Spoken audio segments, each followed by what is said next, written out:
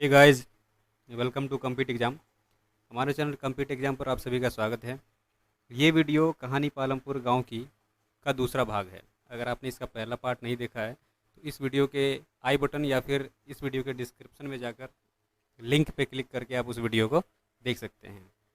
अगर आप हमारे चैनल पर नए हैं तो चैनल को सब्सक्राइब कर लीजिए। वीडियो पसंद आए तो उसको लाइक कीजिएगा और अपने दोस्तों के साथ शेयर कीजिएगा। तो चलिए फटाफट शुरू करते हैं आज का वीडियो।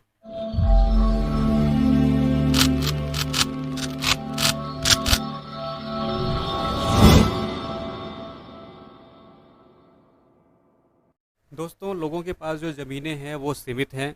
हम उसे जब चाहे तब रबड़ के हिसाब से खींचकर बढ़ा नहीं सकते। ठीक है। तो अब प्रश्न ये उठता है कि क्या हम इतनी बड़ी आबादी का पेट भरने के लिए जो सीमित ज़मीन है उससे उत्पादन को हम इतनी मात्रा में बढ़ा सकते हैं? जवाब है हाँ, लेकिन उसके कुछ तरीके हैं। तो आइए देखते हैं कि वो कौन कौन से तरीके हैं। जो पहला तरीका है वो है बहुविध फसल प्रणाली। जी हाँ, इस प्रणाली के अंतर्गत क्या होता है दोस्तों कि ज़मीन पर एक साल के अंदर एक से अधिक फसल लगाना, एक से अधिक फसल उपजाना बहुविध फसल प्रणाली कहलाता है। ये पहला तरीका है। दूसरा तरीका है हम खेती में आधुनिक विधियों का प्रयोग करें। आधुनिक विधियों का मतलब है वैज्ञानिक तरीके से हम खेती करें। उसमें आधुनिक विधियों में निम्नलिखित चीज़ें शामिल हैं, जैसे कि हम ज़्यादा उपज देने वाले बीज, जिसको हम हाई यील्डिंग वैरायटीज़ इंग्लिश में HYV बीज का नाम देते हैं, उसका प्रयोग करें। ये बीज एक ही पौधे से ज़्यादा मात्रा में उत्पादन देता है। दूसरा है रासायनिक उर्वरकों और कीटनाशकों का प्रयोग। हम खेतों में कीटों को नाश करने के लिए जो पौधों को क्षति पहुंचाते हैं उनको ख़त्म करने के लिए कीटनाशकों का प्रयोग करें, और पौधों में न्यूट्रिएंट्स की कमी ना हो उसके लिए हम रासायनिक उर्वरकों का प्रयोग करें। आधुनिक मशीनों का प्रयोग करें। खेती के कामों में हम जैसे फसल की कटाई, उसकी बुआई या थ्रेशिंग इत्यादि के लिए, खेत को जोतने के लिए जो मशीनें हैं जैसे ट्रैक्टर है, फसल कटाई की मशीन है, थ्रेसर है, उन सभी का प्रयोग करें, जिससे समय की बचत होती है।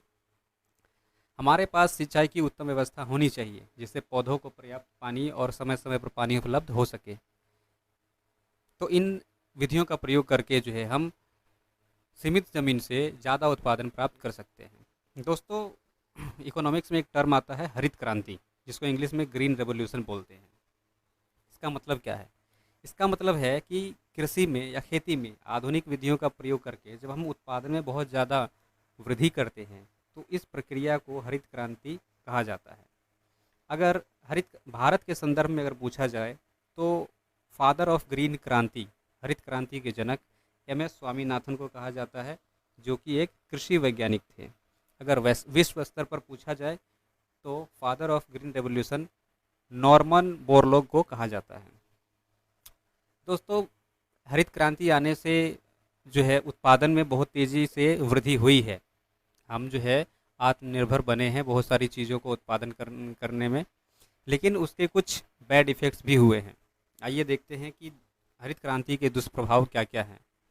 पहला दुष्प्रभाव ये है कि जब हम उर्वरकों का अधिक उपयोग करते हैं तो उससे मिट्टी की उर्वरता में कमी आती है। मिट्टी का जो उपजाऊपन है वो कम हो जाता है। अब ये उर्वरक क्या होते हैं? तो ये रासायनिक उर्वरक ऐसे खनिज होते हैं, मिनरल्स होते हैं, जो पानी में घुल जाते हैं और पौधे उन्हें तुरंत ग्रहण कर लेते हैं, अवशोषित कर लेते हैं। ये मिट्टी से निकलकर भूमिगत जल, नदी, तालाब इत्यादि में बारिश के द्वारा पहुंच सकते हैं और ये उन्हें भी दूषित कर सकते हैं। रासायनिक उर्वरक मिट्टी में मौजूद सूक्ष्म जीवों को भी नष्ट कर देते हैं, इसलिए ये घातक है। नलकूपों से सिंचाई के कारण जो भूमिगत जल है उसमें निरंतर कमी आ रही है और भूमिगत जल को बनने में कई वर्ष लग जाते हैं। ठीक उसी तरह मिट्टी की जो उर्वरता है उसको वापस पाने में भी कई साल लग जाते हैं। तो दोस्तों, ये था हमारा दूसरा पार्ट कहानी पालमपुर गांव की। ये जो चैप्टर है ये यहीं पे ख़त्म होता है। वीडियो आपको अच्छी लगे तो इसको शेयर कीजिए, हमारे चैनल को सब्सक्राइब कर लीजिए। अब मिलते हैं इस अगले वीडियो में।